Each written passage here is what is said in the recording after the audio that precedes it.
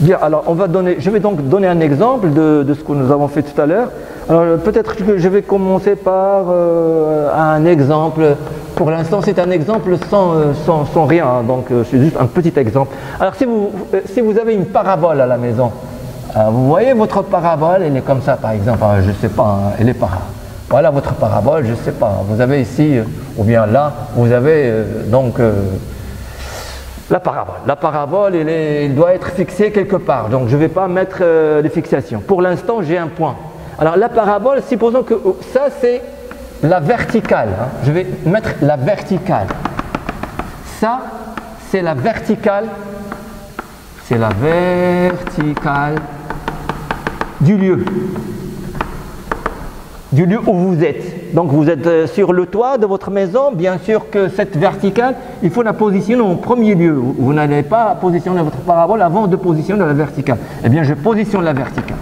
D'abord, je positionne, si vous voulez, ça. Vous avez un tube à positionner en premier, donc il est perpendiculaire au sol, etc. Ça ne veut pas dire qu'il est perpendiculaire au sol, donc il faut mettre votre truc pour avoir la perpendiculaire. Donc, bien. Alors, cet axe, je vais l'appeler par exemple mon axe Z0. Et cet axe de la parabole, hein, bien sûr, vous avez le truc qui est attaché quelque part ici. Hein.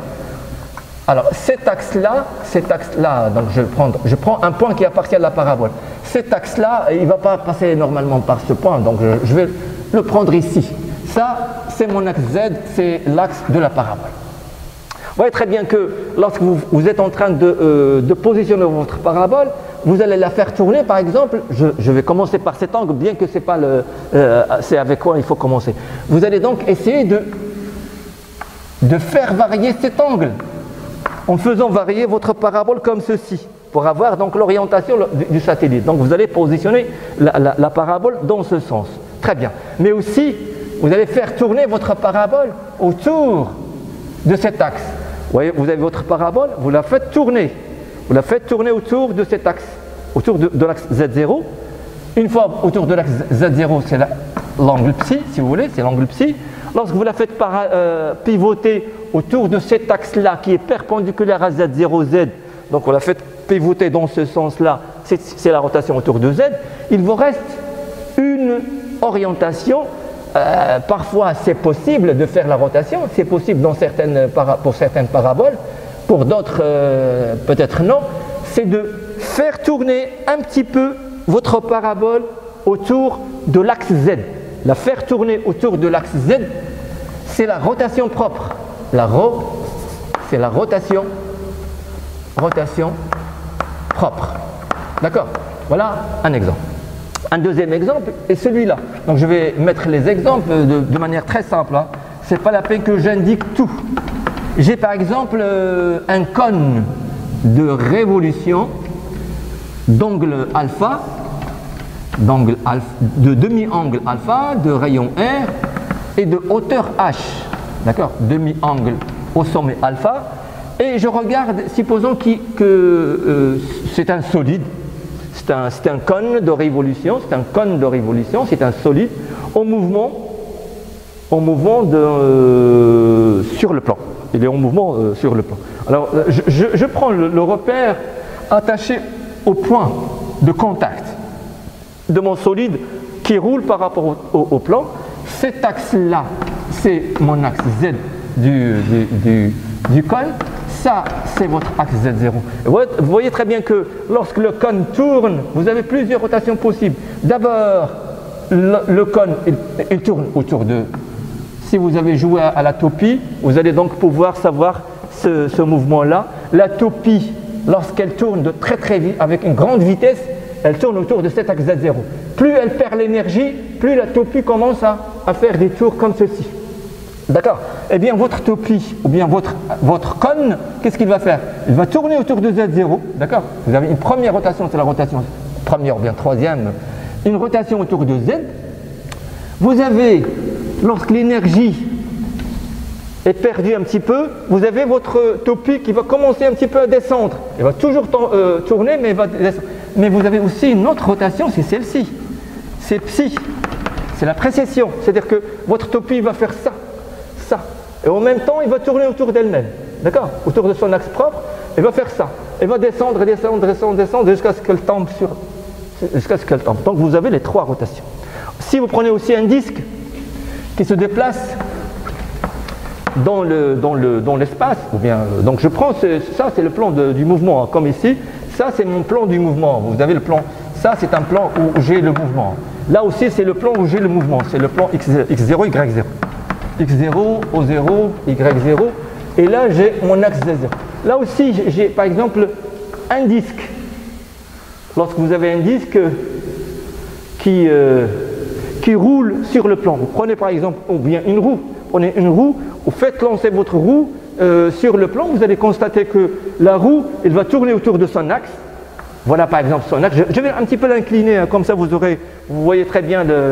Je vais incliner un petit peu ma roue, comme ça vous allez la voir. Voilà ma roue un petit peu inclinée, comme ceci. Voilà, voilà ma roue. Alors ça c'est le point de contact de la roue avec le sol. D'accord?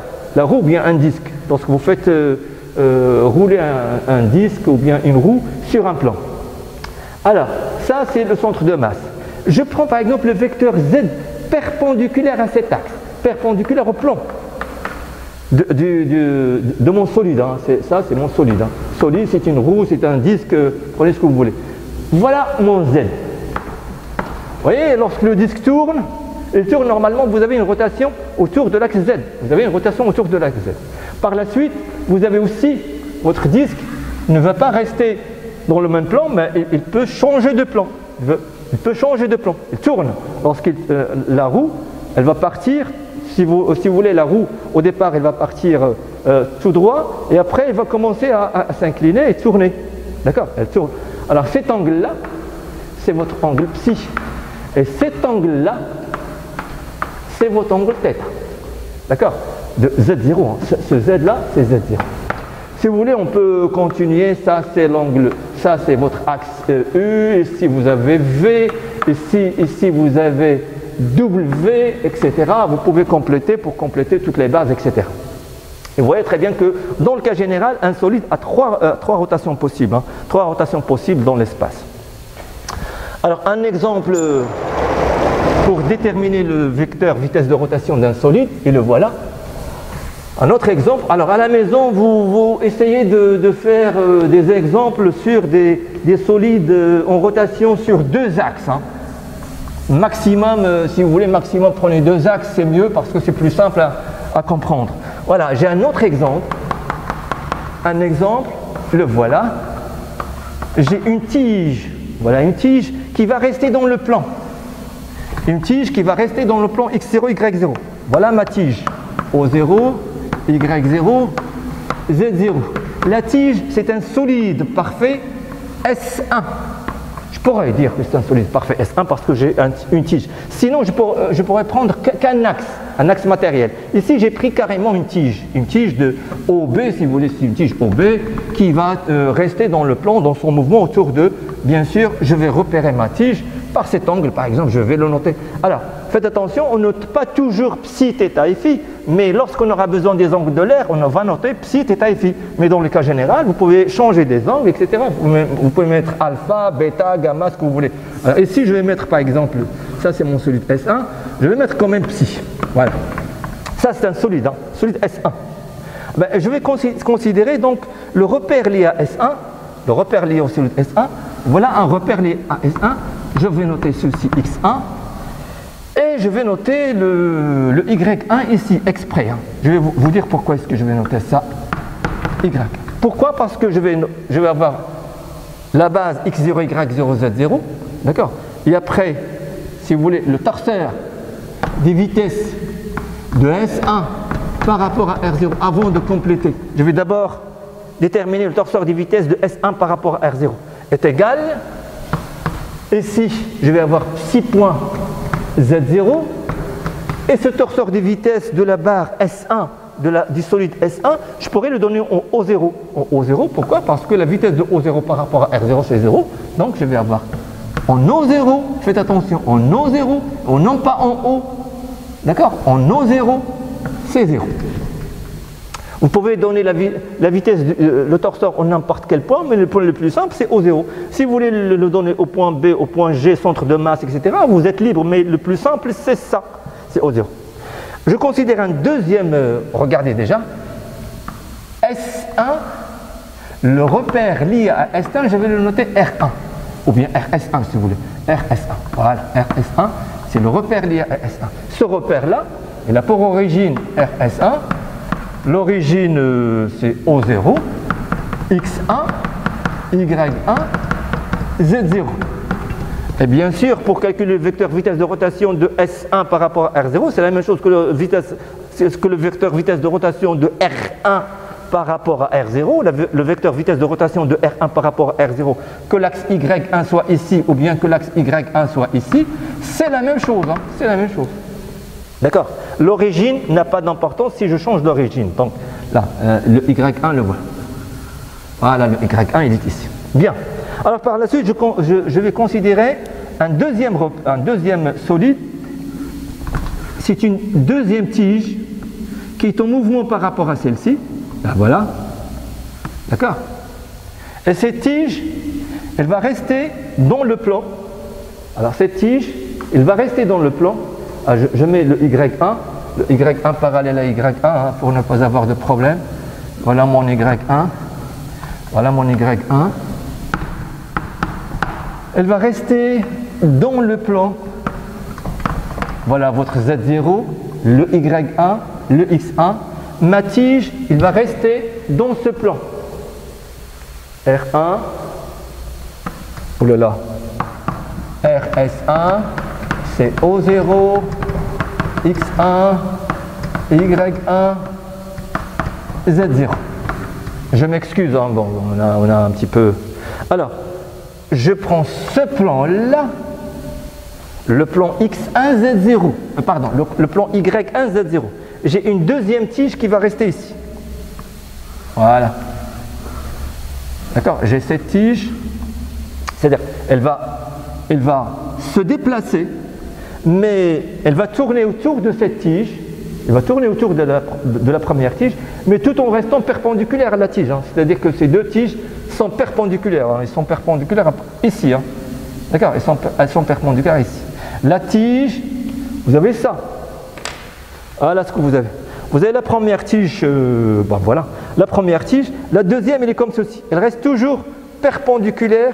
Elle reste toujours perpendiculaire à l'axe X1. D'accord? Elle bouge comme ceci. Elle ne bouge pas comme ceci, mais elle bouge. Elle ne peut tourner que autour de X1. Eh bien, ça c'est mon solide S2. S2, alors le problème c'est de trouver le torseur des vitesses de S2 par rapport à R0. Ben, c'est ça le problème. Vous voyez très bien que le problème se complique un petit peu. Alors, pour calculer ou bien pour déterminer le torseur des vitesses de S2 par rapport à R0, il faut passer par le vecteur rotation de oméga de S2. Bien sûr, vous avez le torseur des vitesses de S2 par rapport à R0 est égal à oméga de S2 par rapport à R0. Et ici, un point. Alors, ce point-là, qui appartient à la tige, ce point que je vais appeler O2, c'est un point qui appartient à S2. Ce n'est pas un point de S1. O2 se déplace. Cette distance-là, c'est X. Elle est variable. Cette distance X, O0, O2 est égale à X, X1. X variable et fonction du temps. C'est-à-dire que cette distance, elle varie. Et la tige, elle tourne dans le plan, comme ceci. Eh bien, je vais l'écrire en O2. O2, c'est un point qui appartient à la tige. Or, la vitesse de O2, ben, je vais commencer par la vitesse de O2. La vitesse de O2 par rapport à R0 est égale à la dérivée sur dt O0, O2 par rapport à R0 est égale à la dérivée sur dt de x, x1 par rapport à R0. Ah ben, je passe d'abord et après je reviens sur le vecteur vitesse de rotation parce que sinon on va avoir deux problèmes en même temps. On va d'abord enlever un problème et laisser l'autre. Alors, ceci est égal à x point x1 plus x dx1 sur dt par rapport à R0. Or, le dx1 sur dt par rapport à R0 n'est rien d'autre que phi point y1. Phi point y1. Ceci est égal à phi point y1. Ça, on l'a déjà fait lors des rotations. Et donc, ma vitesse, c'est x point x1 plus x, c'est psi point y. C'est psi point. C'est pas psi point, c'est psi point y. Voilà, donc maintenant il me faut calculer le vecteur vitesse de rotation. Bah, c'est pour ça que je l'ai laissé en dernier. Alors oméga, si vous voulez, oméga de S2 par rapport à R0, c'est oméga de S2 par rapport à R1 plus oméga de R1 par rapport à R0. Je décompose, c'est mieux. Au lieu de faire tout ça d'un seul coup, c'est impossible, eh bien je vais décomposer. En décomposant, oméga de R1 par rapport à R0, je le connais. Oméga de R1 par rapport à R0, ce n'est rien d'autre que oméga de S1 par rapport à R0 et oméga de S1 par rapport à R0, c'est psi point Z0, parce que le repère R1, il tourne, c'est une rotation d'angle psi et d'axe Z0. Celle-ci, je connais. Ça, c'est psi point Z0. Alors, oméga de S2 par rapport à R1, c'est oméga de R2. Normalement, R2, c'est le repère R2, c'est le repère lié à S2. Eh bien, vous prenez l'origine comme vous voulez. En O2, par exemple, on est O2. Le repère, c'est X2, Y2, Z2. Si vous voulez, c'est X2. Je vais mettre X2, Y2, Z2. Je vais mettre tout avec un 2. Très bien. Mais le X2, c'est la même chose que X1. Le repère R2 lié à la tige, c'est X2, Y1, Z0. Le repère R2, le repère R2, je m'excuse, le repère R2 c'est celui-là. Oh là là. Le repère R2 c'est celui-là si vous voulez. Voilà. Ça c'est Y2. Et la perpendiculaire à Y2 c'est Z2. La perpendiculaire à Y2 c'est Z2. Bien sûr, cet angle-là, c'est la même chose que cet angle-là. Vous prenez par exemple θ, je prendrai θ, c'est pas un problème, θ, prenez ce que vous voulez, ou bien on prend θ, je vais prendre θ. Je le note θ. Alors, oméga de S2 par rapport à R0, ce n'est rien d'autre que oméga de R2 par rapport à R1. Mais faites attention, le X2, c'est la même chose que X1. Le X2, c'est la même chose que X1. X2, c'est la même chose que X1. X2, Y2, Z2. Y2 il est porté par la tige et Z2 c'est perpendiculaire. Perpendiculaire, c'est toujours dans le même plan. C'est-à-dire que vous avez une rotation autour, vous avez R2 par rapport à R1. R2, la rotation de R2 par rapport à R1, c'est une rotation autour de X1, de telle sorte que Y1 devient Y2 et Z0 devient Z2. D'accord? Et ça n'est rien d'autre que θ point X1 ou bien X2. Soit vous mettez X1, soit vous mettez X2. Et bien finalement, ceci est égal, donc ceci c'est, pardon, j'ai effacé à la main, c'est θ point X1 ou bien X2 plus psi point Z0. Et voilà votre torseur des vitesses pour le solide 2. Et à partir de ça, vous pouvez faire ce que vous voulez. Je m'excuse, j'ai pris un peu plus de temps là-dessus. Alors, on va passer à autre chose. J'espère qu'on va finir par définir la vitesse de glissement. Je vais demander, si c'est possible, avoir 5 minutes de plus. Je vais voir. Bien. Alors, on va passer sur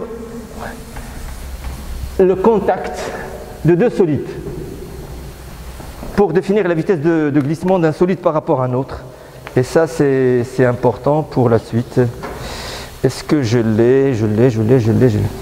Voilà, je vais commencer, donc je ne l'ai pas fait, donc tant pis, c'est pas un problème. Alors, cinématique du contact. On va passer sur la cinématique du contact. On va passer à la cinématique du contact, c'est-à-dire la vitesse de glissement. D'un solide par rapport à un autre, d'un solide par rapport à un autre. On va la définir par la suite. Bien, si j'aurai le temps, je vais revenir sur quelque chose. Si je n'ai pas le temps, vous allez le faire en TD. Ce n'est pas un problème, normalement c'est de prendre le vecteur vitesse de rotation qui est normalement peut être exprimé soit dans la base B0, soit dans la base B', soit dans la base B seconde, soit dans la base B, mais normalement on préfère utiliser la base B' ou la base B seconde. Ce n'est pas un problème, si on a le temps, on va y revenir. Alors là, il faut qu'on définisse le vecteur vitesse de glissement d'un solide par rapport à un autre parce que vous en aurez besoin peut-être pour l'examen. Et d'ailleurs, il faut finir ce chapitre, hein, donc c'est ça le problème. Donc c'est une course contre la montre. Voilà, donc je vais commencer par un exemple. J'espère ne pas prendre trop d'explications parce que c'est ça qui fait qu'on perd beaucoup de temps. X0, Y0 et O0. Et j'ai deux disques. Voilà mon premier disque et un deuxième disque, celui-là de rayon R1. C'est mon disque 1, c'est un solide parfait, S1 si vous voulez. Et celui-là c'est un solide parfait S2, sont deux disques, sont deux solides parfaits. L'origine de celui-là c'est O2, ça c'est l'origine O1, ben, je mets O1, d'accord, O1, cette origine-là. Le rayon ici c'est R1 et ce rayon-là c'est R2. Ce point-là de contact entre les deux solides, je vais le noter I. I c'est un point de contact entre les deux solides.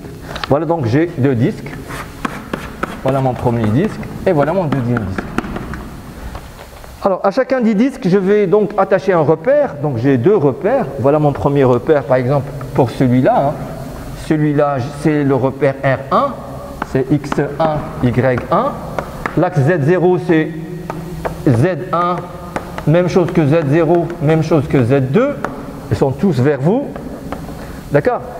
Et cet angle-là, je vais le noter θ1. Cet angle-là, je vais le noter θ1. Et bien aussi pour celui-là, un repère lié à celui-là, c'est X2, Y2. C'est X2, Y2. Ça, c'est θ2. Et ça, c'est, vous avez ici Y0. Et ça, c'est θ2. Très bien. J'ai donc S1, c'est la même chose, si vous voulez, RS1, c'est la même chose que S1. RS2, c'est la même chose que S2, sont les repères liés à S1, S2. Très très bien. Alors ce que je voudrais faire, ou bien ce que je voudrais calculer pour que vous voyez un petit peu qu'est-ce qui marche, qu'est-ce qui ne marche pas, je voudrais calculer la vitesse du point I comme étant appartenant au solide S1 par rapport à R0. Et je voudrais calculer aussi la vitesse du point I appartenant à S2 par rapport à R0. Et je voudrais calculer aussi la vitesse de I par rapport à R0. Vous voyez très bien que ces trois vitesses, on va voir que ces trois vitesses sont différentes. Alors, si je prends cette chose-là, avant de faire le calcul, il vaut mieux passer par le torseur des vitesses. TVS1 par rapport à R0, toujours on passe par les torseurs des vitesses. Pour le solide S1, c'est O1. O1, c'est la même chose que O0, donc E1, sa vitesse c'est 0. Ici, j'aurai θ.1, Z0. Voilà le torseur des vitesses de S1. Le torseur des vitesses de S2, c'est la même chose par rapport à R0, c'est O2. Faites attention que le point O2 ne bouge pas. Le solide, elle tourne, donc vous avez les deux solides, ils tournent, les deux solides tournent. Je l'ai mis dans la même direction, c'est pas un problème. Mais ce point-là, ils sont fixes. Ça, c'est à la distance de là, c'est R1, et de là, c'est R2. C'est-à-dire O1 qui est l'origine de R0. R0, c'est l'origine O0, X0, Y0, Z0. Avec O0, c'est la même chose que O1. Ou bien O1, c'est la même chose que O2. Il est confondu avec... Eh bien, la vitesse de O2 est égale à 0. Ben, c'est très bien, c'est 0 aussi. Hein. C'est 0, il n'y a pas de vitesse. Et ici, j'ai θ.2, Z0. Alors, si je veux calculer la vitesse je vais un petit peu plus vite, rapidement. Si je calcule la vitesse de I comme appartenant à S1 par rapport à R0, eh bien je vais passer par O1. O1 c'est O2, hein. C'est 0, c'est la vitesse, si vous voulez, c'est la vitesse de O0 par rapport à R0, plus oméga, c'est-à-dire plus θ point Z0, vectoriel O0 I1. O0 I est égal, ça c'est 0, θ point Z0, O0 I. De O0 I, c'est R1 X0. C'est R1 X0. C'est θ point Z0, vectoriel R1 X0. Z0 X0, c'est Y. C'est Y0. Ceci est égal à R1 θ point 1 Y0. Deuxièmement, la vitesse de I appartenant à S2 par rapport à R0, même chose, cette fois-ci c'est θ point 2 Z0 vectoriel O2I. Vous voyez très bien, en passant par le torseur des vitesses. Donc lorsque je calcule ceci, le point I, normalement le point I c'est un point coïncident. Le point I c'est un point coïncident. Un point coïncident, c'est-à-dire c'est un point qui appartient en même temps au solide S1 et au solide S2. Les deux points coïncident. Alors je calcule la vitesse du point I comme étant un point de S1 et ici je calcule la vitesse du point I comme étant un point de S2. D'accord, de S2. Et ceci est égal à θ point 2 Z0 vectoriel O2I. Alors cette fois-ci O2I c'est R2, c'est moins R2 X0. Ça nous fait moins R2 θ point 2 Y0. Vous voyez très bien que ces deux vitesses sont différentes. Hein. Cette vitesse et celle-là sont différentes. C'est-à-dire que la vitesse de ce point, considérée comme point appartenant à S1, elle est différente que la vitesse du même point, considérée comme un point du solide S2. Et c'est pour ça qu'il faut faire très attention à cette appartenance que nous avons. On a déjà discuté là-dessus. Alors cette fois-ci, la vitesse du point I. La vitesse de I par rapport à R0, c'est la dérivée sur dt O0I par rapport à R0.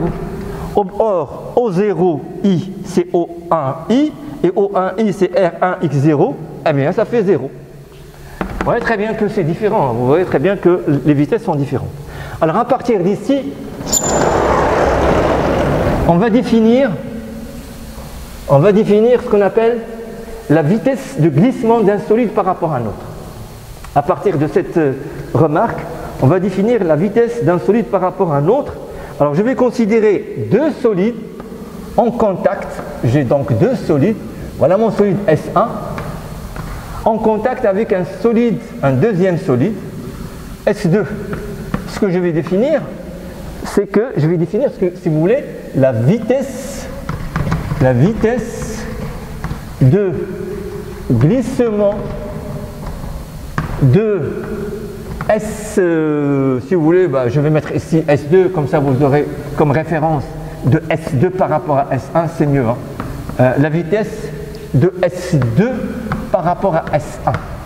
Qu'on note généralement la vitesse glissement de S2 par rapport à 1. Ah bien, pour définir cette vitesse, avant, il faut que les deux solides ont un point commun, un point de contact. D'accord ? Il faut avoir un point de contact entre les deux solides. Deuxièmement, il faut que les deux surfaces, la surface de S2 et la surface de S1, il faut que ces deux surfaces soient régulières.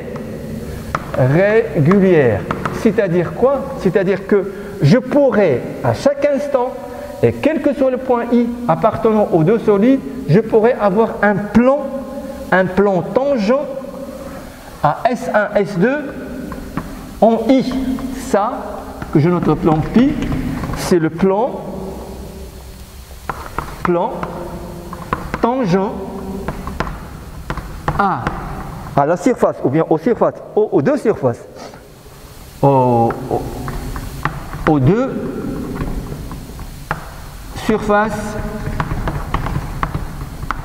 de S1 et S2 au point I. Au point I, au point coïncident I, au point I. Je pourrais toujours définir c'est-à-dire que je suppose que les surfaces sont régulières. Je n'ai pas à avoir des surfaces comme celle-ci. Ça, c'est impossible. J'ai un solide S1, un solide S2, les surfaces ne sont pas régulières. Il me faut des surfaces régulières. Il me faut des surfaces régulières pour pouvoir définir un plan tangent au point I. Alors par la suite, je vais définir le vecteur vitesse de rotation de S2 par rapport à S1. Voilà la définition. Alors la définition du vecteur vitesse de S2 par rapport à S1. Avant de définir ce vecteur vitesse, d'abord il faut savoir que le vecteur V de I appartenant à S1 par rapport à R0, ce vecteur-là, il appartient au plan tangent pi, parce qu'il est tangent à la surface de S1. Et s'il est tangent à la surface de S1, il va appartenir quelque part. Je vais le mettre de ce côté-là ou de ce côté-là, c'est pas important. Donc je vais le mettre par exemple comme ceci. Ça, c'est le torseur, c'est le vecteur vitesse de I appartenant à S1 par rapport à R0. R0, c'est un repère de référence que vous avez ici. R0, c'est le repère de référence.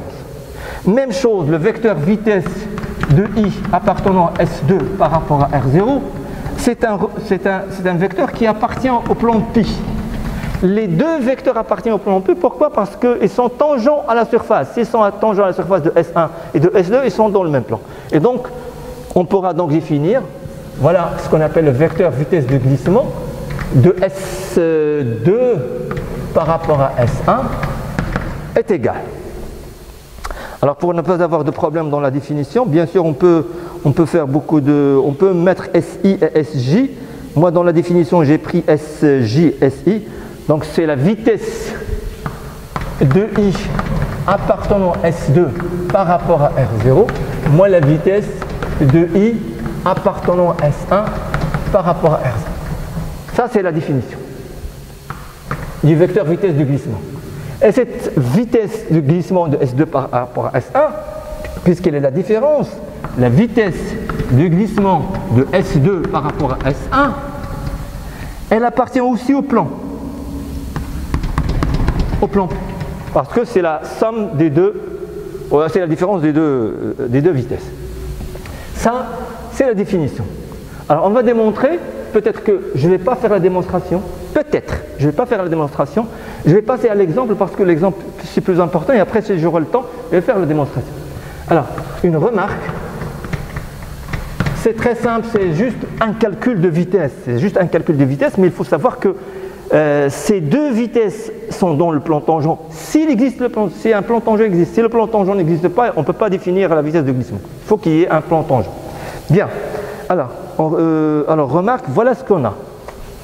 Si vous prenez deux solides S1, S2 ou bien SJ, SI, si vous voulez, vous pouvez changer. S2 c'est SJ, SI, deux solides quelconques. Alors, d'abord, vous avez la vitesse de glissement de S2 par rapport à S1 est égale moins la vitesse de glissement de S1 par rapport à S2. Ça, c'est très simple.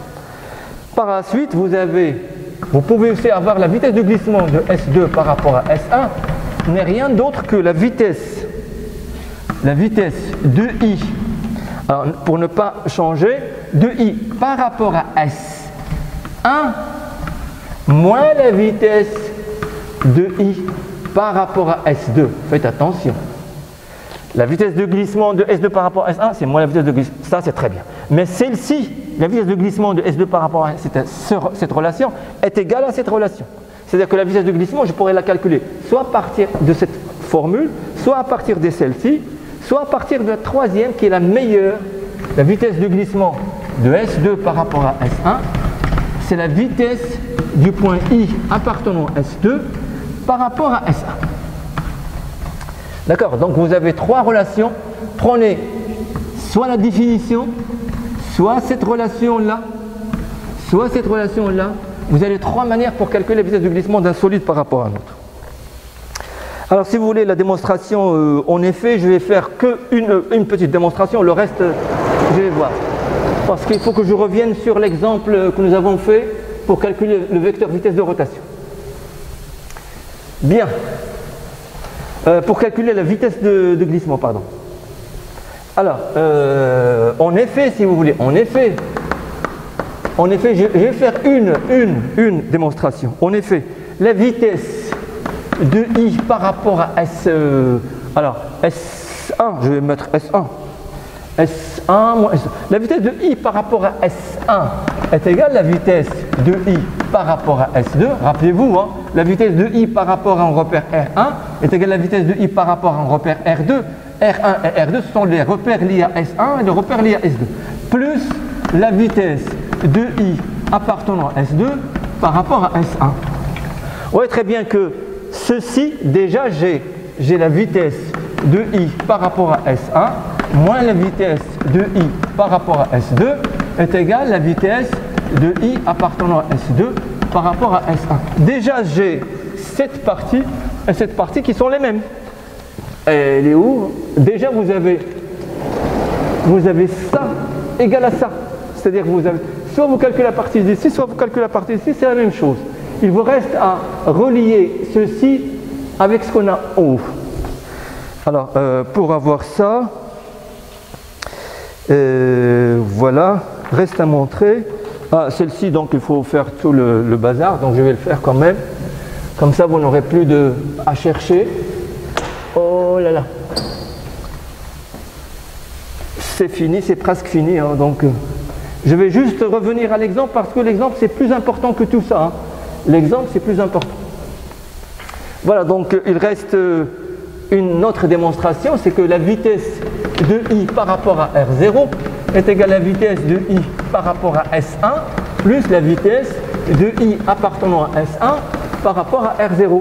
Et si vous refaites la même chose, la vitesse de I par rapport à R0 est égale à la vitesse de I par rapport à S2 plus la vitesse de I appartenant à S2 par rapport à R0. Vous voyez très bien, l'égalité des deux va vous permettre de trouver ce que vous avez, ce que nous avons là.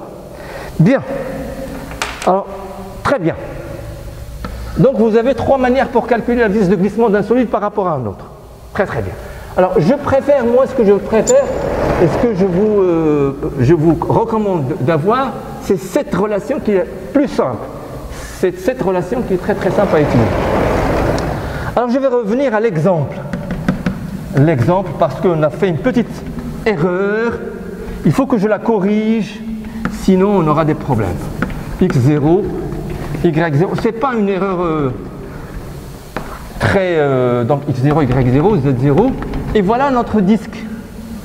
Les étudiants qui ont déjà revenu sur ce problème, ils vont constater que nous avons fait une petite erreur parce qu'on n'a pas remplacé θ est égal à pi sur 2 à sa place. On a laissé un côté qu'on n'a pas calculé. Ça, c'était Y. Et ça, c'est votre disque de centre de masse G. Là, vous avez le X0. Là, vous avez le repère lié au solide, le voilà. Comme ça, je vais revenir sur tout. Là, c'est XX. Je vais le noter cette fois-ci que XY. Hein, XY. Là, vous avez le Y0. Et cet angle-là, c'était θ. Et cet angle-là, c'était θ. Très bien. Alors d'abord, je vais revenir sur l'exemple lorsqu'on a considéré la vitesse d'un point ici, qu'on avait noté B, la vitesse du point ici et la vitesse du point ici. Alors on a dit que la vitesse de B, rappelez-vous, hein, revenez sur cet exemple, B par rapport à R0, on a trouvé une expression. Je ne vais pas revenir sur l'expression parce que sinon il faut que je recalcule le torseur des vitesses, etc. Alors, l'important c'est que lorsqu'on a remplacé ici par θ est égal à 0, pour calculer la vitesse de B ici, on a remplacé θ est égal à 0. Pour calculer la vitesse ici, on a remplacé θ égale pi sur 2. Et pour calculer la vitesse de B lorsqu'il sera ici, on a pris θ est égal à pi. Très très bien. Sauf qu'on a fait une petite erreur ici. Alors normalement, vous aurez toujours la chose suivante. Regardez. Vous avez toujours le disque, il va se déplacer parce que vous avez la vitesse de G. La vitesse de G. Le disque il va toujours se déplacer avec une vitesse y point y0. Toujours. C'est-à-dire que ce point-là, il va avoir d'abord y point y0. Tous les points du solide vont avoir y point y0. Tous les points y point y0. Tous les points, même celui-là aussi, il va avoir aussi y point y0. La vitesse du centre de masse, c'est une translation. Et après, c'est une vitesse relative. Et après, puisque le disque tourne, vous allez avoir une deuxième vitesse du point B qui est ici. Je vais la mettre à côté. Voilà. Ça, cette vitesse, c'est r θ point. R θ point, dans ce cas-là, elle est portée par y0. Mais dans ce cas-là, cette vitesse, elle est portée ici. R θ point, moins x0. Oh là là, c'est moins x. Voilà. C'est xy, c'est xyz. Très bien. Et là, vous aurez cette vitesse, elle est portée par ce. Donc ici, vous aurez les deux vitesses, une qui part dans ce sens et une qui part dans ce sens. Celle-ci, c'est r θ point y0 avec un signe moins. Celle-ci aussi, vous allez avoir, c'est ça ce qu'on a oublié. On a oublié ce terme-là. Il faut rajouter ce terme. Lorsqu'on est ici, il faut rajouter ce terme parce qu'on n'a pris que la vitesse vers le bas. On n'a pas pris le reste parce que là, ça va faire comme ceci. Cette vitesse va faire ça. Ici, c'est la somme des deux. Ici, c'est la soustraction. Mais ici, c'est la composition des deux. Nous avons oublié ce terme-là lorsqu'on avait remplacé θ est égal à pi sur 2 dans l'expression de B. Très bien. Ça, il n'y a pas de problème. Alors maintenant, on va calculer la vitesse de glissement du solide. On va faire une application pour calculer la vitesse du glissement du solide. Voilà, je vais le faire ici. Voilà, on arrive. Alors, pour calculer la vitesse de glissement du solide, avant tout, il faut calculer le torseur des vitesses du disque par rapport à R0. Il faut savoir que vous n'avez pas d'autre moyen que de passer par le torseur des vitesses. Chaque fois qu'il s'agit d'un torseur, il vous faut, d'un disque, d'un solide parfait, il faut passer par le torseur des vitesses. Et ce torseur des vitesses, c'est θ point Z0. Vous avez la rotation, pardon. La rotation, c'est θ point Z0. Je reviens ici. C'est θ point Z0 plus, alors si je l'écris en G, c'est y point y0. Ça,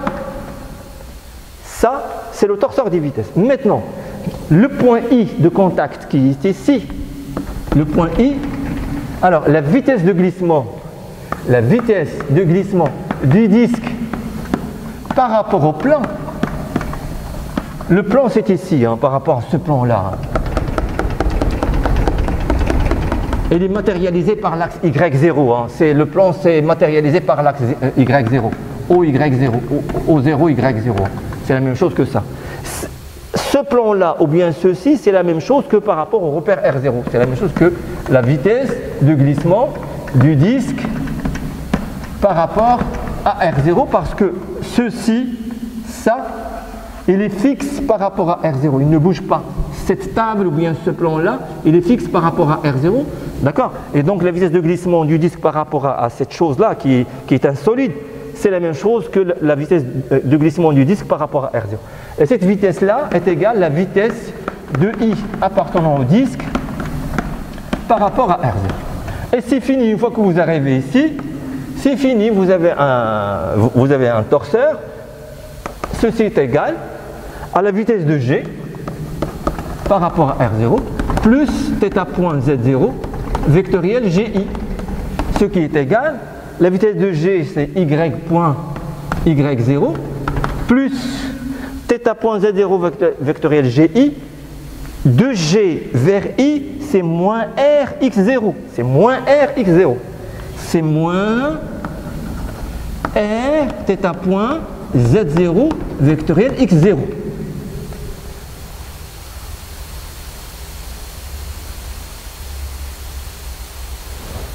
La vitesse de I est égale à la vitesse de G plus ça, vectoriel GI. C'est ça. Et GI c'est moins X0. C'est très bien. C'est ça. Et donc ça nous fait Z0, X0, c'est Y0. Ça nous fait Y moins R, θ point Y0. Et donc j'aurai la vitesse de glissement du disque par rapport. Je donne rapidement une remarque. La vitesse de glissement, donc vous aurez la vitesse de glissement du disque par rapport à R0 est égal à Y point moins R θ point Y0. Vous voyez, c'est cette chose que vous avez ici, c'est Y point moins R θ point Y0. C'est Y point moins R θ point Y0. Rappelez-vous, revenez sur le calcul que nous avons fait pour ce point B, la vitesse de ce point B, c'est Y point moins R θ point Y0.